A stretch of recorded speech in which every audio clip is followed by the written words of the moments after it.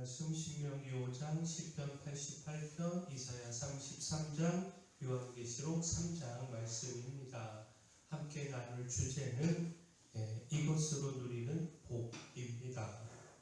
곧 복은 누구나 원하지만 어디서 찾아야 하는지 사람마다 다릅니다.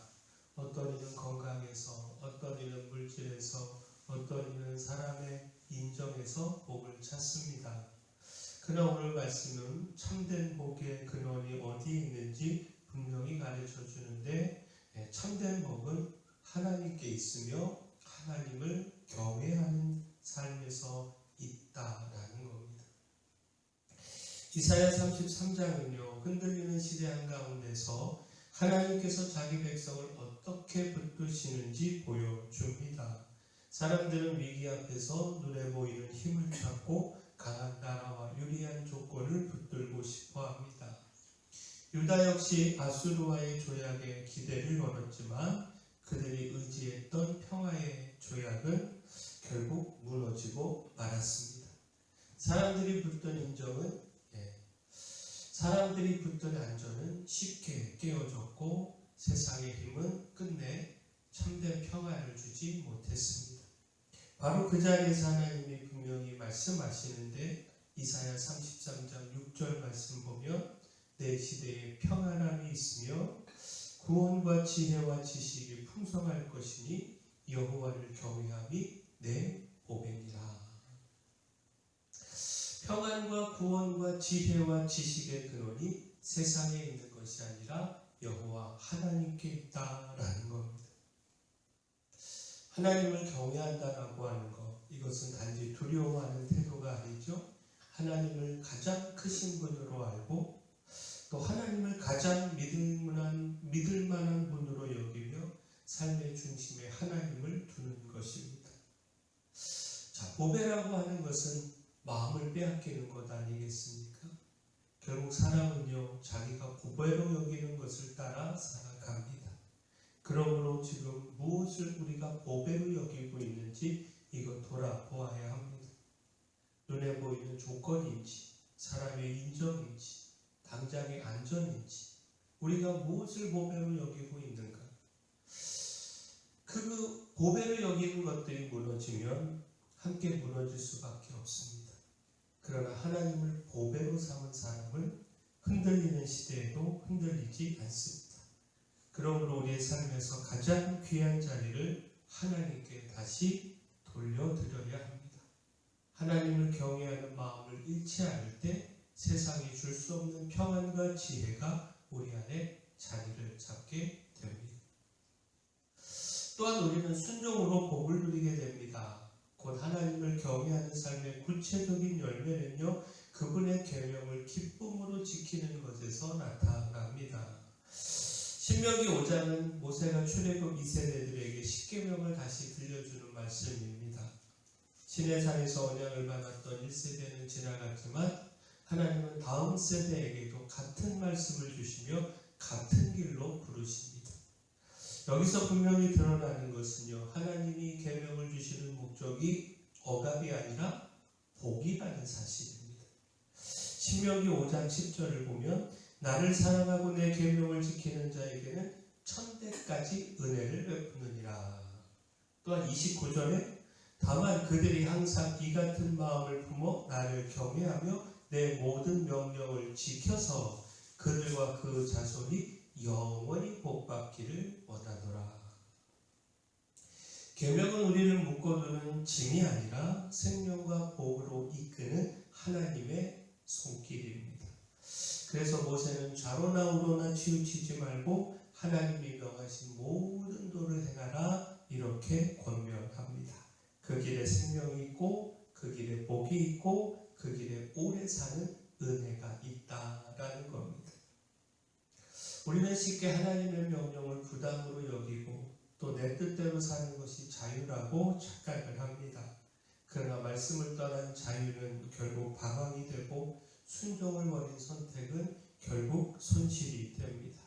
그러므로 우리가 돌아봐야 할 것은 하나님의 말씀을 내가 얼마나 불편하게 여기는가, 불편하게 하는가 이것이 아니고 내가 얼마나 기쁨으로 말씀에 순종하고 있는가?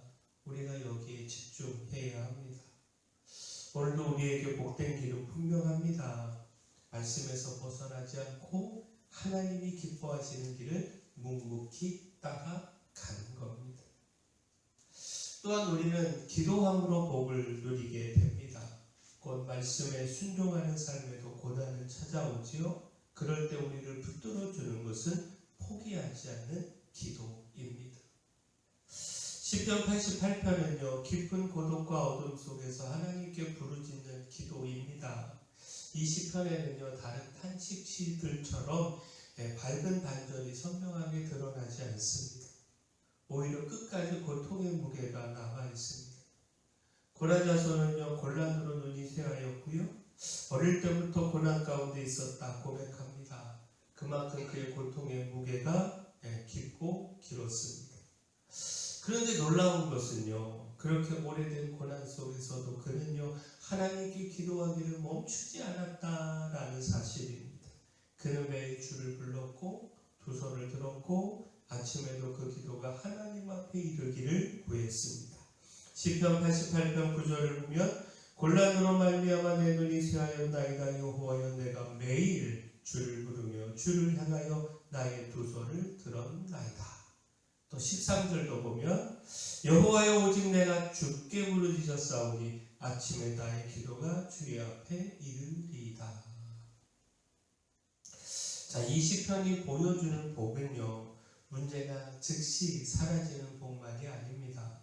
고난 중에도 하나님께 부르짖을 수 있다라고 하는 것 자체가 복이다라는 겁니다. 내 아픔을 가지고 갈 대상이 계시고 내 무너진 마음을 토로할 분이 계시다라고 하는 것, 이것이 은혜고 복이라는 겁니다.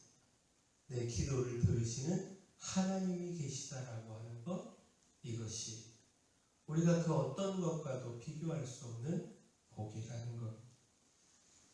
우리는 응답이 더딜 때 기도를 멈추고 싶어 합니다. 오래된 고통 앞에서는 체념이 더 쉬워 보일 때도 있습니다. 그러나 응답이 눈에 보이지 않아도 기도를 놓치지 않는 우리 모두가 되기를 소원합니다.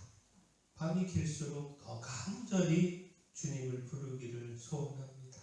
포기하지 않는 기도가요, 결국 우리를 하나님 앞에 머물게 하고 그 자리에서 다시 우리에게 소망을 더하여 줍니다. 우리가 이 기도로 복을 누리고 기도로 더 큰 소망 품는 우리 모두 되기를 소원합니다. 자, 마지막 우리는 이김으로 복을 누리게 됩니다. 곧 기도하며 버텨온 그 자리에서 우리는요, 마침내 이기는 자의 반열에 서야 합니다. 요한계시록 3장은 사대 빌라델비아 라오디게아 교회에 주신 주님의 말씀을 전합니다. 교회마다 형편은 달랐지만 공통적으로 들려오는 권면은 분명한데 끝까지 이겨야 한다라는 겁니다. 그리고 이기는 자에게 흰옷을 입히시고 그 이름을 생명책에서 지우지 않으시고 하나님의 성전의 기둥이 되게 하시고 마침내 주님의 보좌에 함께 하시겠다 약속을 하십니다. 요한계시록 3장 5절을 보면 이기는 자는 이와 같이 흰옷을 입을 것이요 내가 그 이름을 생명책에서 결코 지우지 아니하고 그 이름을 내 아버지 앞과 그의 천사들 앞에서 시인하리라. 또 12절을 보면 이기는 자는 내 하나님 성전의 기둥이 되게 하리니 그가 결코 다시 나가지 아니하리라. 내가 하나님의 이름과 하나님의 성 곧 하늘에서 내 하나님께로부터 내려오는 새 예루살렘의 이름과 나의 새 이름을 그의 위에 기록하리라. 마지막 21절에 이기는 그에게는 내가 내 보좌에 함께 하여 주기를 내가 이기고 아버지 보좌에 함께 앉은 것과 같이 하리라. 자, 믿음의 길에는 환난도 있고 시험도 있고 유혹도 있습니다. 그래서 이김은 저절로 주어지지 않습니다. 깨어 있어야 하고 붙들어야 하고 끝까지 버텨야 합니다. 그러나 이김의 근거는 우리의 강함이 아니고요, 먼저 이기신 주님이 계시기에 우리도 이길 수 있습니다. 그러므로 우리가 넘어지지 않기 위해 주님을 붙들어야 합니다. 시험보다 약속을 크게 보고요, 환난보다 주님의 삶을 더 더 분명하게 바라보아야 합니다. 끝까지 믿음을 지키는 자에게 주님이 친히 복을 약속하셨기 때문입니다. 자, 하나님을 경외함이 우리의 보배입니다. 하나님을 경외하며 그의 계명을 지킬 때 천대까지 베푸시는 은혜를 누리게 됩니다.